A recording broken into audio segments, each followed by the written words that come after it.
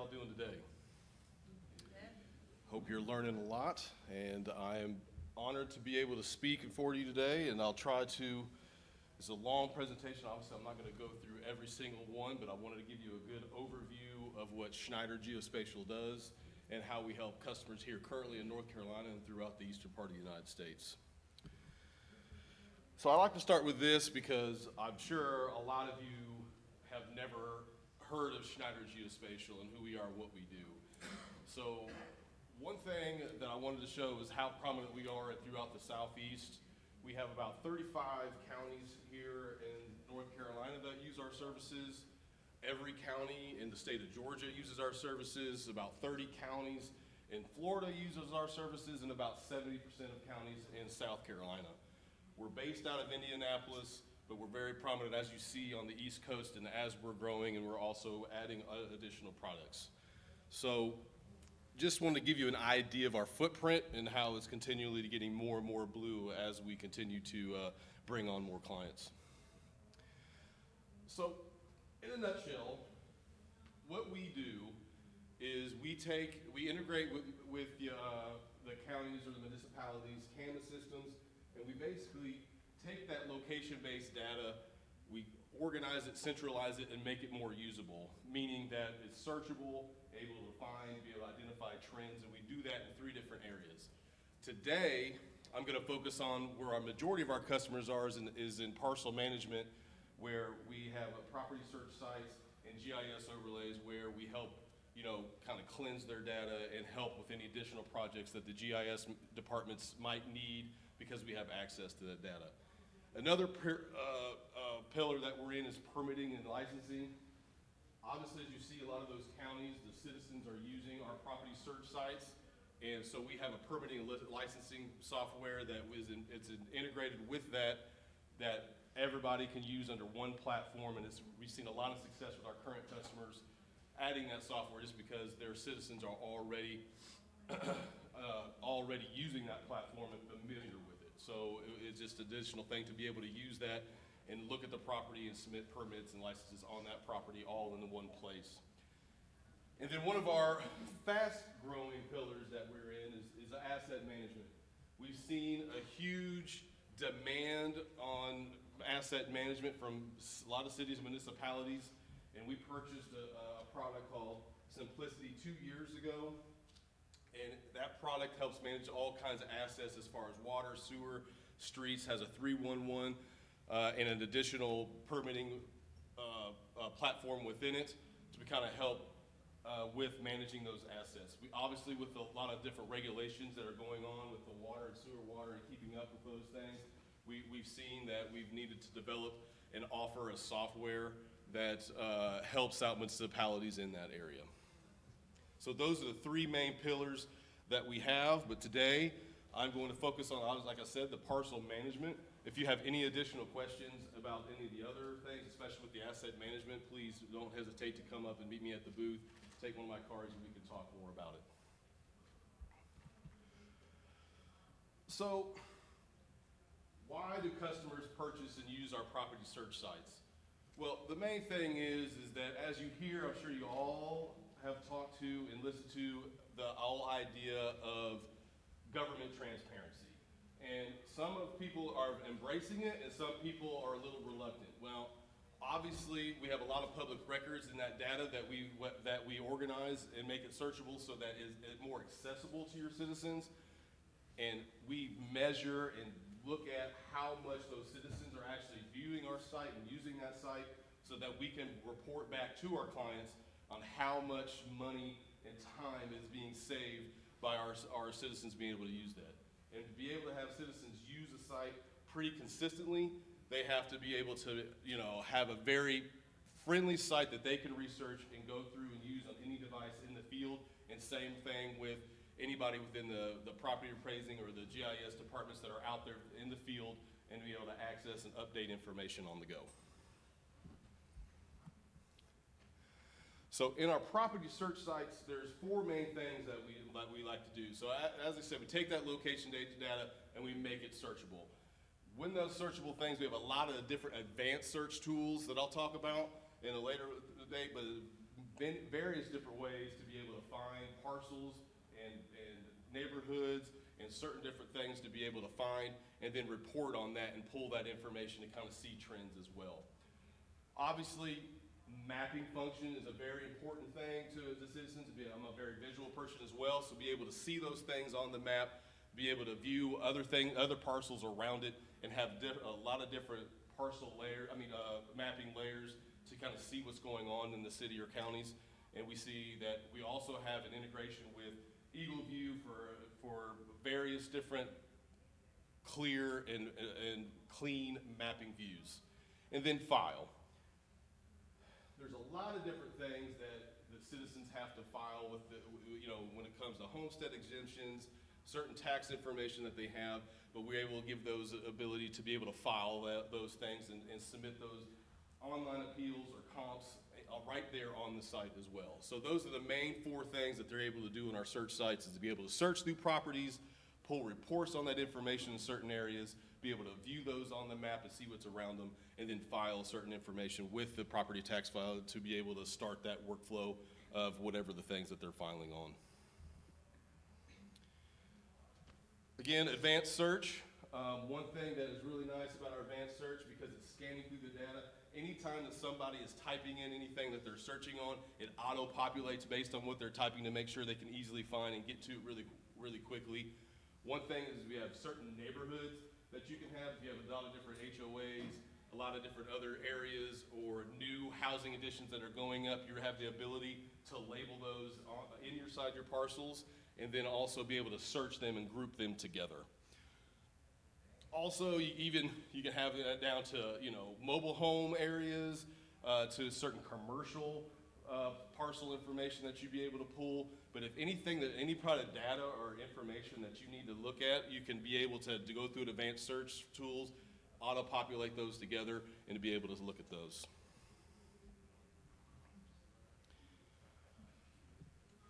Detailed reporting. So if you want to see any trends in the area, obviously I'm talking a lot about the front end that citizens can be able to see, but we also have a lot of back end reports that you could be able to do as well, and tools to be able to report on. For example, we're integrated with the Canvas system. There might be a lot we update every day, but there might be errors or there might be discrepancies. We want to make sure that data is accurate. So we also have tools where we scan through that Canvas system and find those discrepancies, find those different errors, and be able to set automatic reports to be able to send to you, say, hey, these are the certain things that we found, so you can have visibility to what those issues are. Also, if there's any trends in any areas where any values have been going up or down, you want to see what the general consensus is in certain areas on how much those values are, and be able to scan through and look at different comps and different areas to be able to verify what those values are accurate, and then be able to see what areas are going up and down and changing, and so you can have full visibility of what's going on in your county or city. So the online forms, some of the forms that we have, that you have various different amount of forms that you can do, as many as you want, but what we really see is a lot of online assessment appeal forms that we have. Those online forms, when you go through a reval season, we have a lot of people who look at their values when they receive it, so they want to file appeals. And we have a certain appeals process that you can go to and file through those, and have certain requirements that they have to provide on that appeal, so that you can see if they have a case or not. But at the end of the day, there's different types of forms that you can use. You can be able to do all those right there on the site when somebody pulls up their property and submit it, like I said earlier.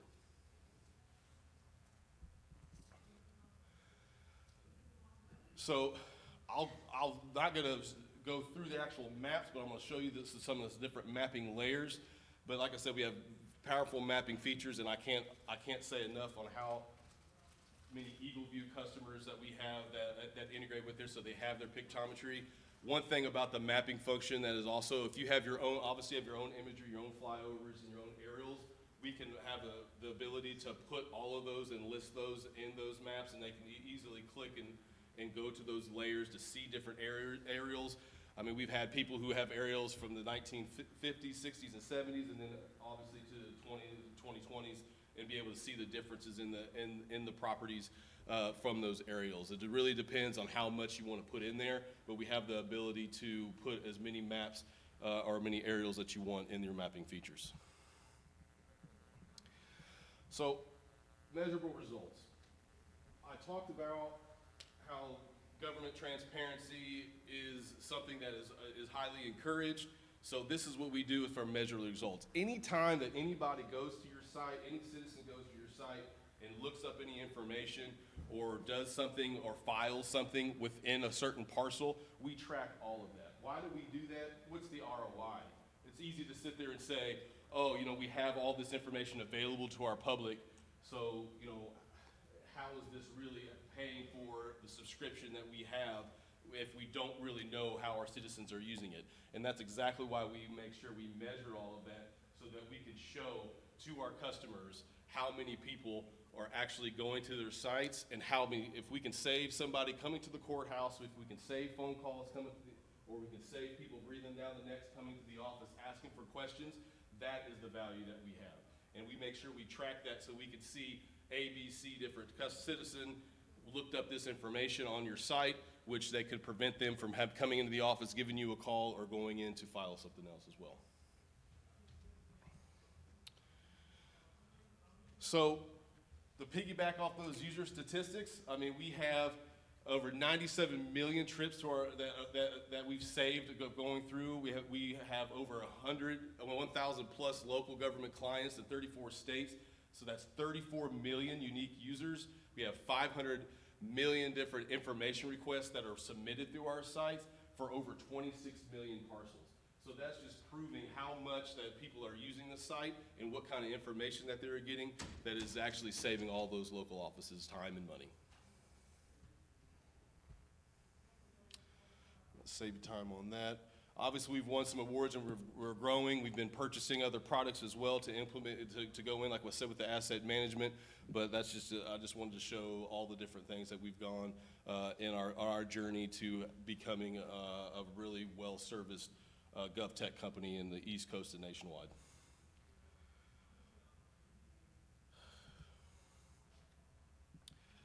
So, I already kind of let the cat out of the bag on this, but we clean the data, we look through the data, we find those trends, we find those values, but the main thing is, we'll say for accurate values. Let's be honest, not every single person within certain property, like say, for example, the property appraiser office can go out and physically see every single property and put a value on that property by not going to see that. How does that create issues? Well, citizens are going to say, like, well, nobody ever came and appraised my land, nobody come see my property, because I've never seen government agencies asked to do more with less than local government. So obviously they don't have the staffs and the capacity to have as many field appraisers to go be able to do that. So how can we verify the value that we say on that property? And how we do that is that we scan through, if we're saying the value of the property is $200,000 based on whatever the criteria is with 2 bedrooms, 2 bath, whatever it is, we actually scan through the actual system and look for actual other comps that's compared to those properties by the same amount of size, values. If it's in the neighborhood, we have all these different type of filters that you can put on those to be able to scan through. But we want to make sure that we can support the value that you say. And that also obviously builds trust within the citizens and knows that their values are accurate and that they're not being overcharged in taxes. So we do a lot of different things on the back end to kind of help and make sure that the data is accurate. So this is just an example. We have on the left side is just all the different types of advanced search options that you can have by neighborhood, by code, subdivision, all the kind of things. And then the middle is all search results with property record cards. And then on the right is a property record card that is for a certain parcel. What's on that property record card? Everything that has happened on that property from its inception. Whether that's how any permits that are put on there, is there any additions that's been added to the property, is there any photos that we have of the property, anything that has happened on that property since it was built, we we have on our property record card, so you can be able to see everything on that. We even have the ability to put certain sales lists or comparable sales that has happened in that area within a certain mileage and time frame that you can put on there to also to kind of give that citizen more information that the value that that is saying on that property record card is accurate. So this is just an example of, I just want to show this from our mapping. On the left side here, we have all kinds of the different layers that we can put on, and click on. And then on the right side here is just all comparable. I know you can't see it very well, but it's comparable searches based on a parcel. So if you pick a parcel and have all that information listed here as highlighted, it will actually pull up all the different types of parcels around that area that's very similar to that or comparable to that, so you can be able to look and see what those actually are when you're looking at a specific parcel to compare apples to apples. Again, we have tangible property, certain things that you can put on there and look through, and certain things and information you can have. Sales search is probably one of our very, very usable tools, meaning we list all the yearly sales every year, and we collect all that data on what was sold in that area, and then you're going to be able to do a sales search on that. And again, it can get more to the more granular level. If you have a property or parcel that's pulled up as a citizen, it'll be able to list all the certain sales that are comparable to that area, like I said, and be able to view that value as well and compare those apples to apples as well. We have certain sales questionnaires that they can fill out that we can collect data from the citizens to be able to say, how, certain information on the property or whatever other information that you could try to gather from the citizens about their area. We also have a lot of contractors and stuff that go in and file permits through there as well, that we have questionnaires that they'd have to fill out throughout that process as well to let us know what they're trying to do with that property as well.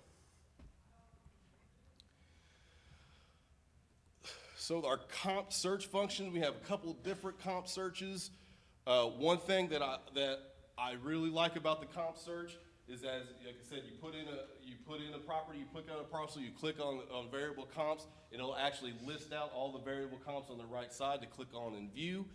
And then also, when you go to the map, after you click on those, have those comparable search, you can click on the map, and it highlights all those parcels within that area that are realistic comps to that property. Again, if you're a visual person, you can see all that listed, but you can go to the map and be able to see all those listed. How far away are they? How close are they? And again, we can adjust those filters to make sure that they're in there. We also do a side-by-side comparison. One thing that's really important on the side-by-side comparison is that, say somebody wants to appeal their assessment, and we have the comp search turned on for them to have to supply comps with their appeal. So we may have them only submit 2 comps, may have them only submit 4 comps, but the idea is that when they're submitting those comps, they can pull all those, put them side by side comparison, and not only for both sides, the citizen can see how realistic this online appeal is going to go through, but also as somebody in the office that's processing these appeals, they can easily see all the comps across there and see if they have a legitimate case for that appeal, or this comp it could be adjusted or whatnot. And also, from a back-end standpoint, if somebody in the office can't go out and physically see a property, they could do these side-by-side comps to say, hey, this is why I think the value of this property is $300,000, and here's the comps that I have pulled and listed to say that this is why I've listed this at $300,000 again. Just additional evidence that because I didn't go physically see that property, I don't know anything about that property, but I could be able to scan through all your location-based data and find, things that can support what we're saying. Again, the whole idea is to not only have the citizens be able to see all these things, but also to build trust in the fact of what you're doing, what you're saying, especially when it comes to a sensitive subject like paying property taxes. So we can list those results and export them out and do various different things. If you need to send them to various departments, or you have Some parcels that need modifications that are not correct, you can send those to the GIS people to make those changes within the system. But again, you can export anything and everything out of the system.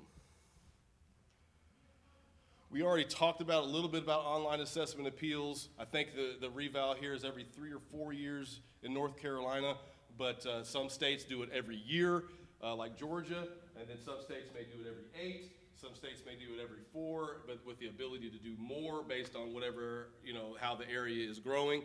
But we have online assessment appeals. One of the biggest objections we have with assessment appeals is, this is gonna make more appeals because I have this available now on the website. And they think that if we have that availability for them to be able to do this, that they're just gonna get bombarded with more and more appeals, which that's not necessarily the case. Because yes, we wanna have them be able to have the ability to put that online instead of them coming to your office and filling it out or doing it in person. But a part of that is you're requiring those citizens to support their case. They just can't say, oh, this is too much, so I gotta appeal this. This is my taxes. Well, yeah, I can understand your frustration, but why do you think that you should win this appeal? So we make sure that they pull comps. We make sure that they pull comps within a certain area or mileage frame. We make sure that they submit any appraisals or any additional evidence that they may have on their behalf, but we make sure that they have to submit something on their case to make sure that that appeal can go through.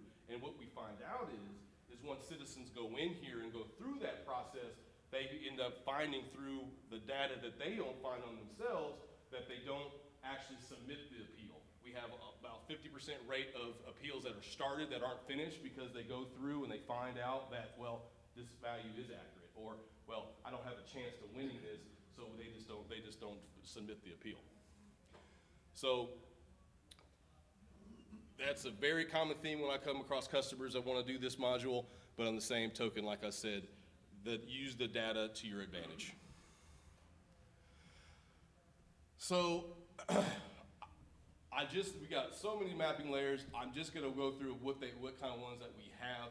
So this one is, we have yearly mapping layers, and we have it color coded for the fact of when it was, what years that it was sold, so you can easily identify really quickly on the map if you're looking at a parcel what's sold in that area and what time frame. So we have that yearly sales mapping layer there.